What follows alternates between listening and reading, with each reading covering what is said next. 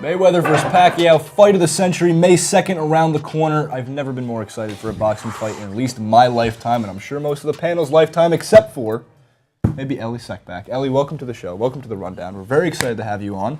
Longtime boxing enthusiast, you follow the sport, you know people in the industry, you know people within the sport. We are going to get right into this, and we want to at least start off with the training side of things with Mayweather and Pacquiao, because we know there's Mayweather cutting wood, and Pacquiao's fighting in the street, not literally fighting in the street, but showing off obviously his inside speed on the streets of Los Angeles. What takeaways do you have so far from this fight? What are you looking forward to most on May 2nd? Well, first of all, let me say thanks so much for having me. Of course. It's an honor to be here. Here's one thing that I found interesting about this fight. Floyd Mayweather is known for defense, but not for his power. And in this camp right now, like you're watching him chopping, he's working on power. Yeah. Manny Pacquiao is known for being the reckless machine that destroys everything, and he's working on his boxing. Right. So both of these guys are working on things that they don't normally do, which is so weird to me because they got to this point by doing what they do right.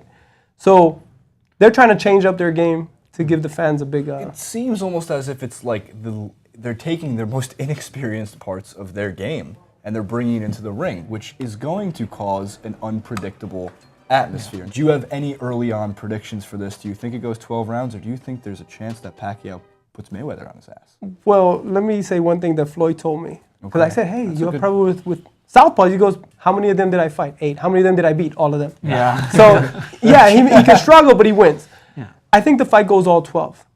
I could see both guys winning. It depends who's going to step up that night. They're both winners in my book. When you make 120 million and you make 100 million, there are no losers. Plus, the endorsements, the money, the fame. Over 500 million already. So I want to know, because boxing enthusiast, I personally love UK boxing. Being from the UK, a big fan of Cal Frock, I've talked about this before, and I think the UK boxing's on the rise. A lot of people believe that boxing in the US maybe is starting to head downwards. Do you think this fight is going to revive it? Do you think it's going to revive people's knowledge of the sport and everyone just getting behind it like we did in the heyday? Yeah, it did already. You think it happened the day that Mayweather announced the fight. Yeah. You don't need to be a boxing fan, a sports fan. Everyone's tuning in. Yeah. Everywhere I go, people talk about boxing. It never happened before. Yeah. Anybody associated with this fight is an instant celebrity. Yeah. So the interest, when they had the press conference in LA, over 700 media members, just for a press conference for 2 guys. Yeah. So yes, it is bringing boxing back. Plus now we have boxing on free TV, on NBC, on CBS, all these things that you never had. But I'm excited because for 6 years I've been bugging the crap out of people. Well, who wins? Mayweather, Pacquiao, Mayweather. And they would tell me, like, stop asking. The fight's never going to happen. This is the one right here. I'm fully guilty of that because I really did believe for so many years, no, this fight wouldn't happen. Especially when Pacquiao came out and said there's got to be a penalty for drug testing. And if he fails a drug test, it's millions of dollars. And I was like, the second that was released, I was like, kiss it goodbye. And then, mark my words, 3 weeks later, I'm sitting there outside with Francis Maxwell saying, well, the fight of the century is coming around the corner. It's going to be breaking records money-wise. It's going to bring boxing back, all of that. Justin, now, young boxing fan yourself as well. Questions? We have the expert here. Yeah, so Elie, just like any boxing fan, I wanted this to happen 5-6 years ago. And you talked about how both of them are focusing on the weaknesses in training, but really, whose style do you think is going to hold up best against it? Is it going to be Mayweather being defensive, or is Pacquiao going to give him one to the chin and he's going down? A lot of boxing experts, people who are trainers, fighters, stars, they all tell me Mayweather's going to win. But you don't know. You don't know if Manny could land.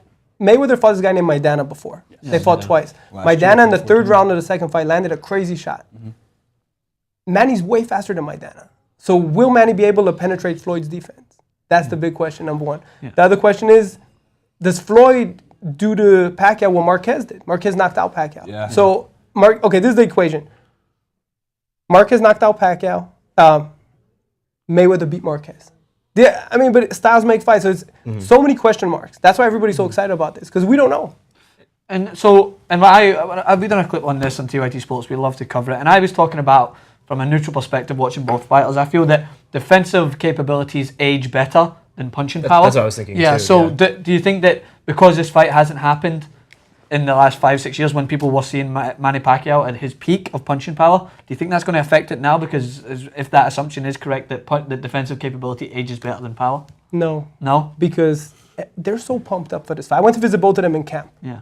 They're so into it right now, they could knock out Klitschko. They can knock out someone way bigger than because they're so into it. And Manny Pacquiao feels that he's representing the entire Philippines, 100 million people. Yeah. Mayweather's legacy on the line. Yeah. So the adrenaline, the rush, the will to win. Could that not influence a fight in a negative way? I mean, I'm going to switch sports here, but just look at the Ronda Rousey recent fight. You've got her opponent coming in, crazy hyped up, runs straight in and gets knocked out in 15 seconds, 11 seconds? Submitted in 14 submitted seconds. in 14 seconds.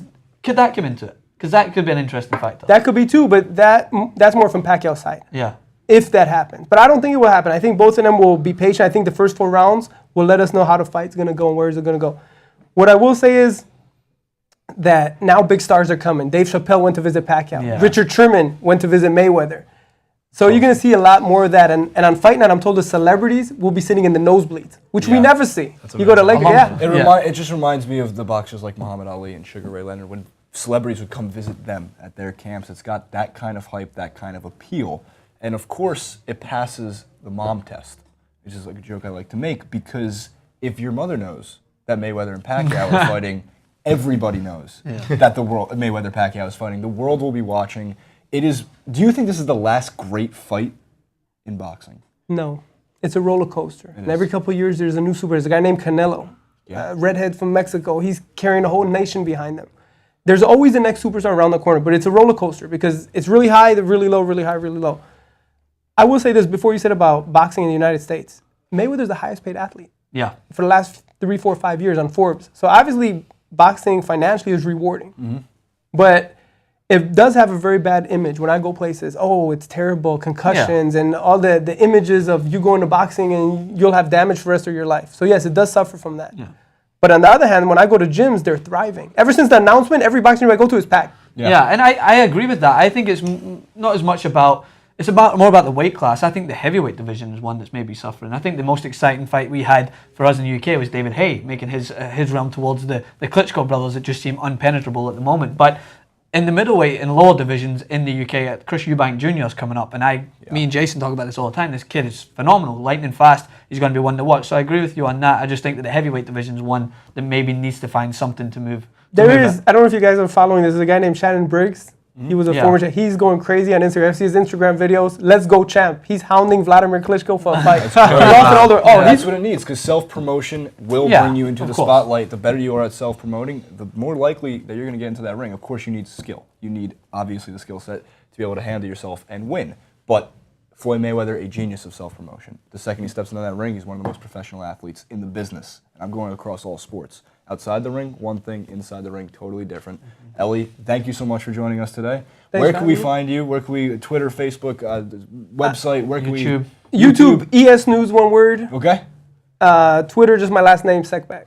Thanks for watching. As always, you can check out TYT Sports at youtube.com/TYT Sports, the postgame at youtube.com/thepostgame, and their website, thepostgame.com. Elie's information will all be in the comment section below. Make sure to comment, leave your thoughts. As always, see you next time.